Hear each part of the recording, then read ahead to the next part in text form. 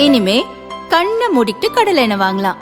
ஏன்னா மந்த்ரா கடலை எண்ணெய் இதயத்தின் தயாரிப்பு. வறுக்க பொரிக்க ஏன் எல்லா சமையலுக்கும் மந்த்ரா தான். மந்த்ரா கடலை எண்ணெய், அபார ருசி, ஆரோக்கியமான உடல் நலம். தூத்துக்குடியில் செயல்பட்டு வந்த ஸ்டெர்லைட் காப்பர் ஆலை 2018 நடந்த மக்கள் போராட்டத்தால் மூடப்பட்டது. இதை எதிர்த்து ஸ்டெர்லைட்டின் தாய் நிறுவனமான வேதாந்தா சுப்ரீம் கோர்ட் வரை சென்ற போதிலும் அந்த நிறுவனத்திற்கு சாதகமாக தீர்ப்பு வரவில்லை. இதற்கிடையே தூத்துக்குடி ஸ்டெர்லைட் வளாகத்தில் கிரீன் காப்பர் உற்பத்தி செய்ய அனுமதி கோரி ஜனவரி 9 வேதாந்தா விண்ணப்பித்திருந்தது. ஜனவரி 27 அந்த விண்ணப்பத்தை தமிழக அரசு நிராகரித்தது. இதை எதிர்த்து வேதாந்தா நிறுவனம் சென்னை ஹைகோர்ட்டில் வழக்கு தொடர்ந்தது. இந்த வழக்கு பிப்ரவரி 18 விசாரணைக்கு வந்தது. இந்த விவகாரத்தில் தமிழக அரசு மற்றும் மாசு கட்டுப்பாட்டு வாரியம் பிரமாண பத்திரங்களை தாக்கல் செய்ய ஹைகோர்ட் உத்தரவிட்டது.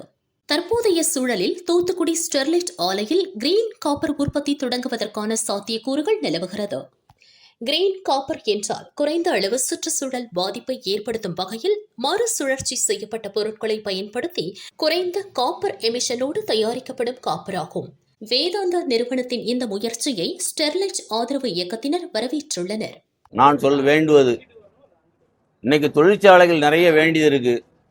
இன்னைக்கு பசுமை தொழிற்சாலையாக தாம்பரம் இன்னைக்கு ஸ்டெர்லைட் ஆலை திறக்கிறதுக்கு மாண்புமிகு நீதியரசர் இன்னைக்கு பசுமை தீர்ப்பாயத்துக்கு நம்ம உத்தரவிட்டிருக்கிறார்.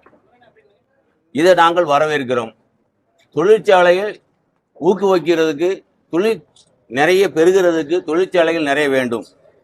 இன்னைக்கு பசுமை தீர்ப்பாயத்தில் கொண்டு வந்த தீர்ப்பாயத்தில் அவங்க என்ன எப்படி தயார் பண்ணணும், எப்படி உற்பத்தி கொண்டு வரணும், எப்படி தொழிற்சாலை ஆரம்பிக்கணும்னு சொல்லி தெளிவாக சொல்லியிருக்காங்க. சுற்றுச்சூழல்கள் எப்படி இருக்கணும்னு சொல்லியிருக்காங்க. பசுமையாக இருக்கணும் அப்படி இருக்காங்க. உப்பு நீரை, கடல் நீரை எடுத்து நல்ல தண்ணியை ஆக்கி அதில் தான் இன்னைக்கு எடுக்கிறாங்க. தாமிரபரணி தண்ணியை எடுக்க கூடாதுன்னு சொல்லியிருக்காங்க. தாமிரபரணி தண்ணியை நம்ம யூஸ் பண்ண மாட்டோம், விவசாயத்துக்கு இது பண்ணுறாங்க. இதில் உப்பு நீரை எடுத்து நல்ல நீரை ஆக்கி அதில் சுற்றி உள்ள கிராமங்களுக்கு குடிநீராகவும் தர்றதாக சொல்லியிருக்கிறாங்க இவங்க எங்கள் ஆலையிலிருந்து.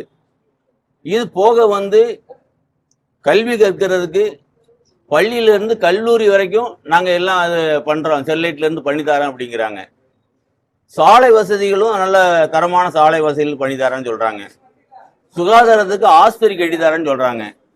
இதுல ரொம்ப முக்கியமானது என்ன பண்றாங்கன்னா, உள்ளூர் பக்கத்து கிராமங்கள்ல உள்ளவங்களுக்கு வேலை வாய்ப்புகளை முதல்ல கொடுக்கணும் அப்படிங்கிறாங்க. நாங்களும் அதை வரவேற்கிறோம். நாங்களும் அதான் சொல்லிட்டு இருக்கோம். பக்கத்து ஊர்களில் உள்ளூர் மக்களுக்கு வீரபாண்டியாபுரம், காயல் ஊர்னி, அடுத்து உள்ள ஊர் புதியமுத்தூர், கோட்டைப்பிடாரம், இப்படி பக்கத்தில் இங்கே இருந்து முதல்ல ஒவ்வொரு ரவுண்டா இந்த சக்கரை யுகம் மாதிரி ஒரு ரவுண்டு, சின்ன ரவுண்டு, பெரிய ரவுண்டுங்கிற மாதிரி முதல்ல பக்கத்து ஊர்களுக்கு வேலை கொடுத்து, கொஞ்சம் தள்ளி உள்ள ஊர்களுக்கு வேலை கொடுத்து, தூத்துக்குடி வரைக்கும் எல்லாத்துக்கும் வேலை கொடுத்தாச்சுன்னா உள்ளூர் மக்களுக்கு என்னன்னு தெரியும். இல்லை அங்கே என்ன நடக்கு, என்ன பண்ணுறாங்கன்னு தெரியும். சுற்றுச்சூழலையும் உள்ளூர் மக்கள் அன்னன்னை கண்காணித்து பார்த்துக்கிட்டே இருப்பாங்க. இதுக்குன்னு தனி ஒரு கமிட்டி போடாமல், அப்படி போட்டாலும் உள்ளூர் மக்கள் வேலை செய்யும் போது என்ன தவறு நடந்தாலும் இது தவறு, இதை செய்ய விட மாட்டாங்க. இப்படி சூழ்நிலையில் நம்ம இன்னைக்கு தொழிற்சாலை இன்னைக்கு அங்கே நடந்துச்சுன்னா தூத்துக்குடி மாவட்டம் செல்வ செழிப்பாக இருக்கும். அதுவும் போக நம்ம ஏற்றுமதிகள் அதிகமாகும். ஏற்றுமதி அதிகமாகும் போது என்ன ஆகுனா, இந்தியா பொருளாதாரத்தில் முன்னாடி வரும். இன்னைக்கு இந்த காப்பரில் 2வது இடத்துல இருந்த நாம் 1வது இடத்துல வருவோம்னு நினச்சிக்கிட்டு இருந்தோம். இன்னைக்கு ரொம்ப பின்தங்கி இருக்கிறோம். நம்ம முன்னாடி போகணும்னா காப்பர் வேணும், பசுமை காப்பர்னு சொல்லி கொண்டு வராங்க. இது நல்ல திட்டமாக இருக்குது. நம்ம எல்லாரும் இதுக்கு ஆதரிக்கணும். முதல்ல ஆதரிச்சோம்னா நம்ம